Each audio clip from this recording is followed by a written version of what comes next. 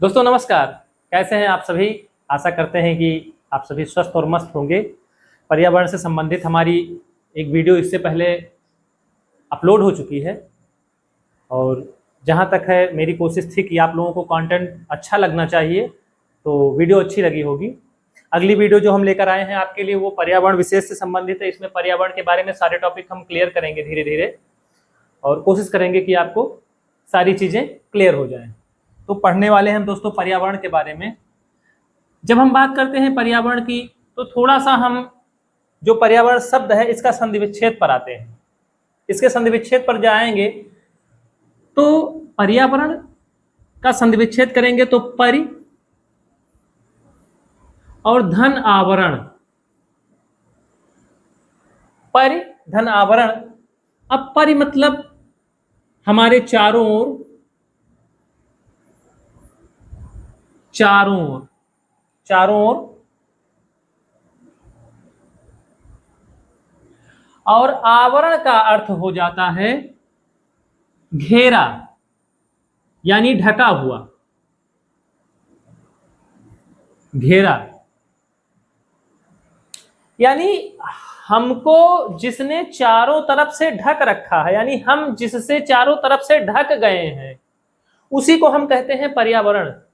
लेकिन ढक किससे गए हैं? अगर हम घर में बैठे हैं तो हम घर से नहीं ढक गए। यहां पर प्रकृति के बारे में कहा गया है कि हम प्रकृति से चारों तरफ से घिरे हुए हैं। वह सभी पर्यावरण के अंतर्गत आते हैं। अब पर्यावरण के प्रकार के बारे में अगर हम बात करें तो पर्यावरण दो प्रकार से होता है। पहला तो प्राकृतिक,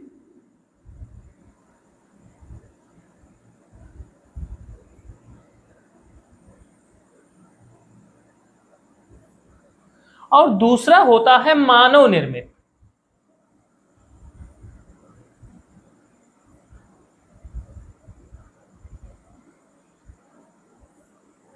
दोस्तों पर्यावरण दो प्रकार से होता है। पहला तो होता है प्राकृतिक और दूसरा मानव निर्मित हो जाता है।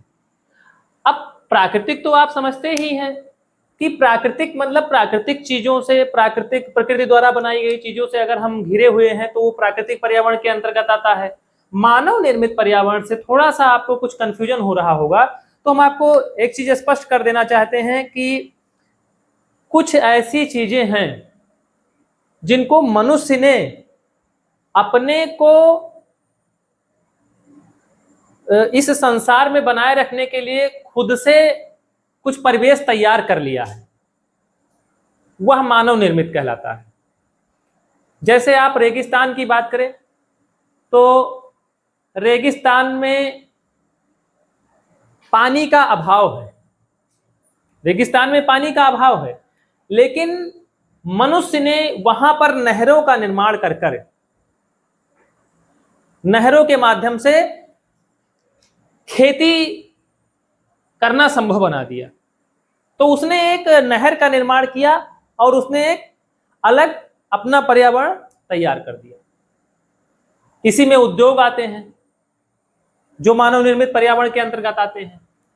अब बात करें हम पर्यावरण के संघटक के बारे में। पर्यावरण के संघटक के बारे में तो पर्यावरण के संघटक दो प्रकार के होते हैं। पहला जैविक, आप देख रहे हैं जैविक, और दूसरा अजैविक। जैविक संघटक जो होते हैं, जैसा कि आपको नाम से ही पता चल गया होगा, जैविक यानी जिनमें जीव होता है, जीवन होता है, जिनमें जीवन होता है तो उन्हें कहते हैं जैविक। तो जैविक यानी जीव जंतु, पौधे एवं सूक्ष्म जीव, जीव जंतु, पौधे व सूक्ष्म जीव इसके अंतर्गत आ जाते हैं जैविक पर्यावरण के अंतर्गत। अजैविक, अजैविक में स्थल, वायु, जल। हमारी पृथ्वी वायु यानी आकाश और जल मंडल, ये सब आ जाते हैं। अब इनका थोड़ा सा हम विस्तार रूप देख लेते हैं और आपको समझा देते हैं। यहां पर हमने डायग्राम के माध्यम से समझाने की कोशिश की है, आपको एक पूरा चित्र दिखा दिया है और हम कोशिश करेंगे कि आपको अच्छे से समझ में आ जाए। दोस्तों यहां पर है पर्यावरण,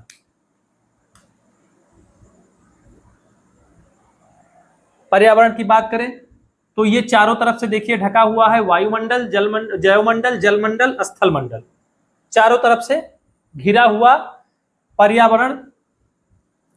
यहां पर हम बात करें सबसे पहले जलमंडल। अब जलमंडल की जब बात करते हैं तो जलमंडल के अंतर्गत कौन कौन आते हैं, तो इसके अंतर्गत आते हैं सागर, महासागर, नदी, झील और तालाब।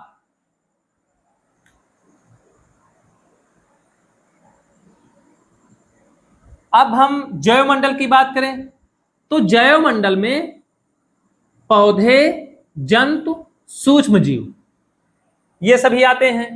स्थल मंडल की बात करें तो स्थल मंडल में पर्वत, मैदान, मरुस्थल ये सभी आते हैं।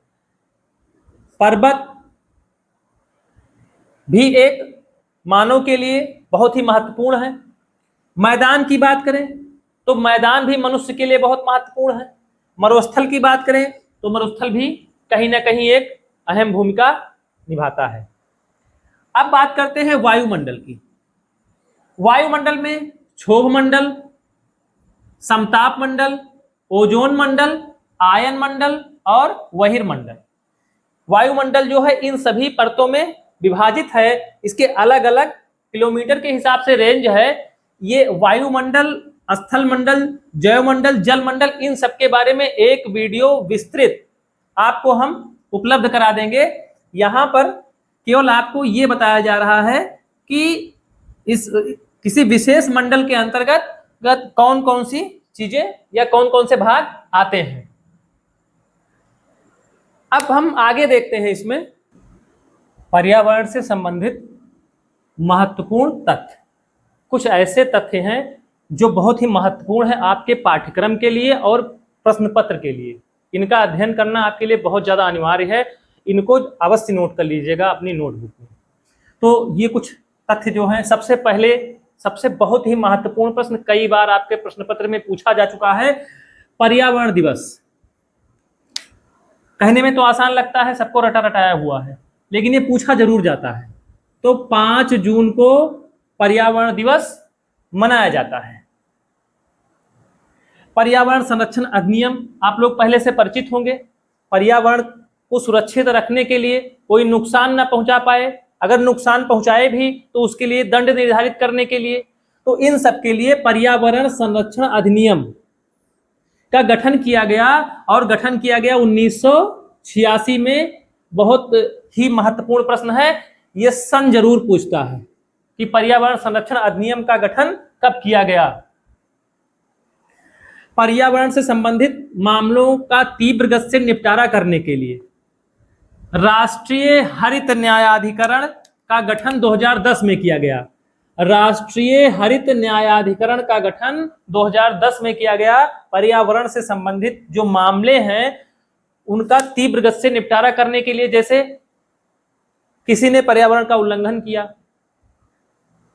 अब उसको दंड से संबंधित हो गया, तो उसका निपटारा कितने जल्दी किया जा सके, या पर्यावरण से संबंधित कोई ऐसा मुद्दा है जो पर्यावरण के लिए बहुत ही लाभकारी है, तो उसका जो निष्कर्ष, उस पर जो भी निष्कर्ष निकलना है वो निष्कर्ष निकाला जा सके, तो इसके लिए राष्ट्रीय हरित न्यायाधिकरण का गठन किया गया 2010 में।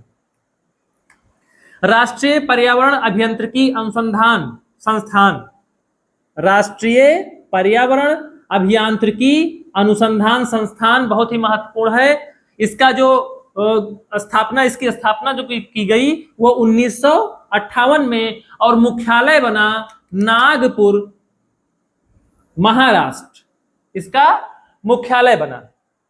ग्रीन पीस बहुत ही महत्वपूर्ण है। Green peas, green peas international, इसका जो मुख्यालय है वो है एम्स्टर्डम, नीदरलैंड। एम्स्टर्डम नीदरलैंड में है और इसका जो गठन हुआ ये 1971 में हुआ। संयुक्त राष्ट्र पर्यावरण कार्यक्रम चलाया गया था, यूएनईपी के नाम से ये प्रसिद्ध हुआ, शॉर्ट फॉर्म में यूएनईपी। इसका मुख्यालय नैरोबी जो कि केन्या में है, इसको बनाया गया। विश्व मौसम विज्ञान संगठन बहुत ही महत्वपूर्ण, इसका जो मुख्यालय है, मुख्यालय ये है जेनेवा, स्विट्जरलैंड में। ये जो बिंदु है बहुत ही महत्वपूर्ण है, इन्हें आप कहीं ना कहीं नोट करके जरूर रख लीजिएगा, जो कि अंतिम समय के लिए रिवीजन में रहे। आगे देखते हैं पर्यावरण से संबंधित प्रमुख आंदोलन, ये बहुत ही महत्वपूर्ण है, जिसमें से पहला जो आंदोलन है वो है चिपको आंदोलन। चिपको आंदोलन, इसकी शुरुआत सन 1973 में की गई। इसका जो मुख्य उद्देश्य था ये था पेड़ों की कटान, पेड़ों को कटाई से बचाने के लिए। इसका जो क्षेत्र था, जिस क्षेत्र में इसकी शुरुआत की गई, उत्तराखंड का चमोली जिला था, वहां से इसकी शुरुआत की गई। और इसके जो नेता थे वो नेता सुंदरलाल बहुगुणा जी और चंडी प्रसाद भट्ट, ये दो लोग इसके नेता थे।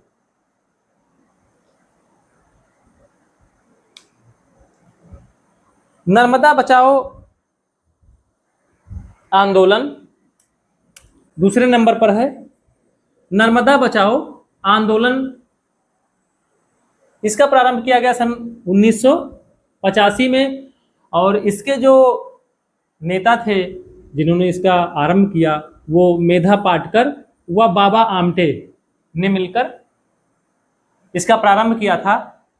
मुख्यतः नर्मदा नदी से संबंधित आंदोलन था। मैत्री आंदोलन, मैत्री आंदोलन का प्रारंभ 1995 और 96 के बीच में हुआ। इसका जो क्षेत्र था वो क्षेत्र भी चमोली जिला था, उत्तराखंड का, और इसके जो नेता थे वो कल्याण सिंह रावत थे। बहुत ही महत्वपूर्ण है, नेता और क्षेत्र ये बहुत ही महत्वपूर्ण है। इसका मुख्य उद्देश्य क्या था कि जो नवविवाहित जोड़े थे, नवविवाहित जोड़ों में मायके की याद में एक वृक्ष लगाना था, वही इसका मुख्य उद्देश्य था। उद्देश्य क्या था कि मायके की याद में एक वृक्ष लगाना, इसका जो मुख्य उद्देश्य था। अगला है अपिको आंदोलन। इसका जो प्रारंभ हुआ वो 1983 में इसका प्रारंभ हुआ था, और जो इसका क्षेत्र था कर्नाटक, कर्नाटक इसका क्षेत्र था। नेता पांडुरंग हेगड़े इसके नेता थे। इसका भी उद्देश्य था कि वनों को कटाई से रोकना, पेड़ों को नुकसान ना पहुंचने पाए। ये प्रमुख आंदोलन पर्यावरण से संबंधित थे, बहुत ही महत्वपूर्ण है, इनको जरूर एक बार रिवाइज कर लीजिएगा।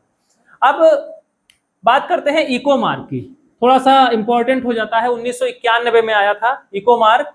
इको मार्क का प्रयोग होता है जो पैकेट होते हैं खाद्य पदार्थों या कोई भी जो मतलब वस्तुएं बनाई जाती हैं, निर्मित की जाती हैं, उनमें उनके ऊपर एक निशान बना होता है जिसको कहते हैं इको मार्क। अब इस निशान को बनाने का जो उद्देश्य है वो ये है कि दिखाना होता है कि ये जो पदार्थ या ये जो वस्तु है ये पर्यावरण अनुकूलित है कि नहीं है, यानी पर्यावरण के अनुकूल है कि नहीं है, इससे पर्यावरण को कोई नुकसान पहुंचेगा कि नहीं पहुंचेगा। इसका जो मुख्य उद्देश्य है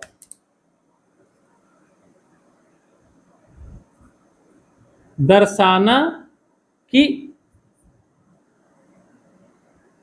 पर्यावरण के अनुकूल है कि नहीं।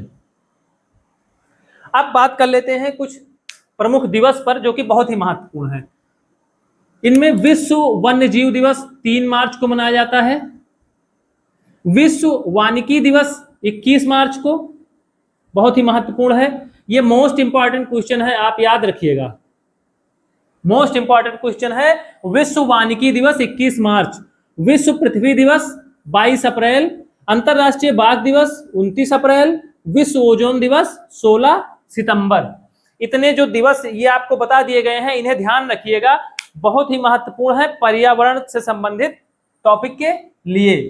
अब जितना भी आपको हमने इस वीडियो में बता दिया है, इसका एक नोट्स आप बना लीजिएगा। हम भी कोशिश करेंगे कि आपको नोट्स की पीडीएफ दी जाए, किसी न किसी माध्यम से आपको उपलब्ध कराई जाएगी आगे चलकर। अगला जो हमारा टॉपिक होगा वो पारिस्थितिकी तंत्र से होगा। जल्दी मिलते हैं अपने नए टॉपिक पारिस्थितिकी तंत्र में। धन्यवाद दोस्तों।